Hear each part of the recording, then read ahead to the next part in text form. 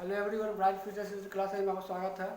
पिछले वीडियो में हमने पढ़ा था टॉपिक 8। आज पढ़ेंगे CGP लेक्चर 14। इसमें हम पढ़ेंगे टॉपिक 8 का कुछ बचा हुआ भाग। इसमें बच गया था भाषा विकास के सिद्धांत। तो इसमें 4 सिद्धांत है भाषा विकास के। इसमें से पहला सिद्धांत है बंडोरा का सिद्धांत, जिसका कहना है सामाजिक तौर पर सीखना। बच्चे समाज में रहकर समाज के साथ अंतःक्रिया करके समाज के द्वारा जो सीखते हैं उसी के बारे में बंडोरा का कहना है कि समाज में अंतःक्रिया करके बच्चे सीखते हैं। अगला है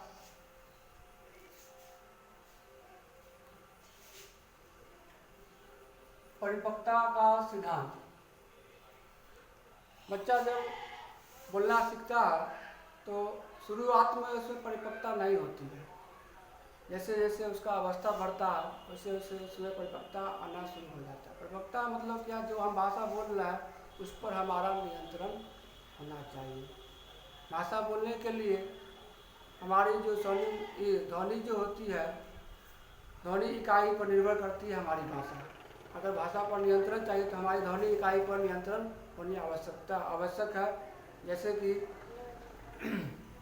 गला, कंठ, तालु इत्यादि। इसके माध्यम से अगर इस सब पर हमको अगर नियंत्रण है तभी हम भाषा पर नियंत्रण कर सकते हैं।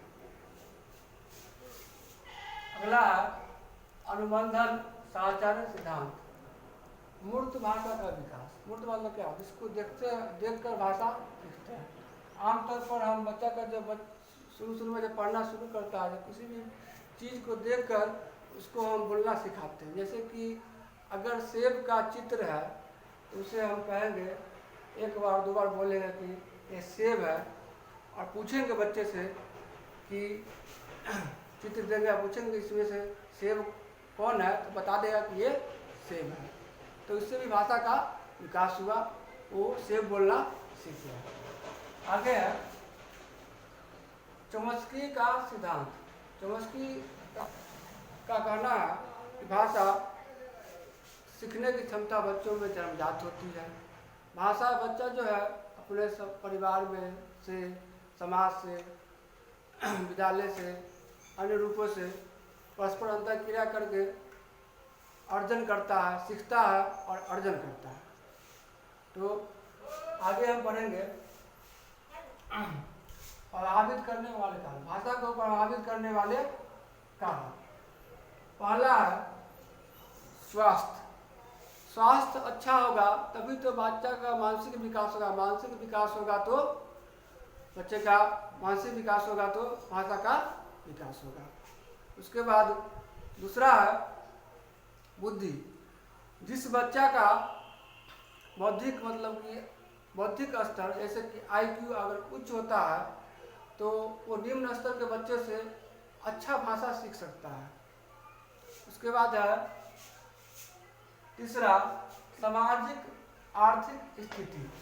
सामाजिक आर्थिक स्थिति क्या होता है?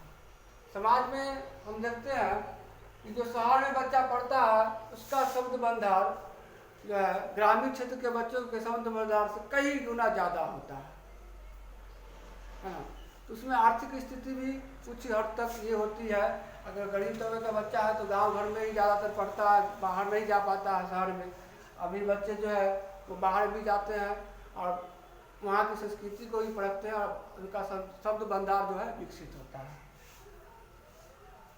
अगला है संवेगात्मक तनाव। संवेगात्मक तनाव जो है अक्सर बचपन में या किसी अवस्था में या किसी समय, अगर बचपन में ही बच्चे को किसी अकस्मात अचानक कोई घटना हो जाता है जिस कारण से बच्चा का भाषा का विकास अवरुद्ध हो जाता है, उसका मानसिक संतुलन अवरुद्ध हो जाता है, जिस कारण जो है भाषा का विकास अवरुद्ध हो जाता है। अगला है परिवार का आकार। परिवार दो प्रकार, एक संयुक्त परिवार होता है, एक होता है एकल परिवार। तो एकल परिवार जो होता है वो होता है 1 से 2 माता पिता, 1-2 बच्चे होते हैं। और संयुक्त परिवार में माता पिता, दादा दादी, चाचा चाची, मामा मामी सब होते हैं एक तरह से। तो वहाँ उसका भाषा का विकास इसलिए नहीं हो पाता है क्योंकि उस पर बच्चे पर ध्यान ज़्यादा नहीं दिया जाता। लेकिन छोटे परिवार में भाषा पर ज़्यादा विकास इसलिए होता है क्योंकि बच्चे पर ध्यान माता पिता ज़्यादा देते हैं। उसके बाद है व्यक्तित्व। व्यक्तित्व जो है, किसी भी बच्चे का व्यक्तित्व जो है वो समाज में, परिवार से शुरू होता है पहले, उसके बाद परिवेश और समाज। व्यक्तित्व अपने आप नहीं आ जाता, वो धारण करता है। वो समाज में, परिवार में, परिवेश में, विद्यालय में जैसा दिखता है, अपने आप व्यक्तित्व में अपने आप की पर्सनालिटी को निर्धारण करता है। अगला है चिंतन। यह मानव मस्तिष्क में हमेशा गतिशील रहती है। क्या है? यह मानव मस्तिष्क में हमेशा गतिशील रहती है। किसी भी कार्य को जब हम क्रिया का प्रारंभ करते हैं, किसी भी कार्य करने के लिए जो सोचते हैं, जब क्रिया हम प्रारंभ करते हैं तो एक समस्या रहता है कि उस काम को कैसे करेंगे, और उसका समाधान विभिन्न साधनों के द्वारा हम करना चाहते हैं और उसके बारे में सोचते हैं। तो यही एक चिंतन होता है। ठीक है। अगला है पॉइंट कि यह एक विश्लेषणात्मक पद्धति है।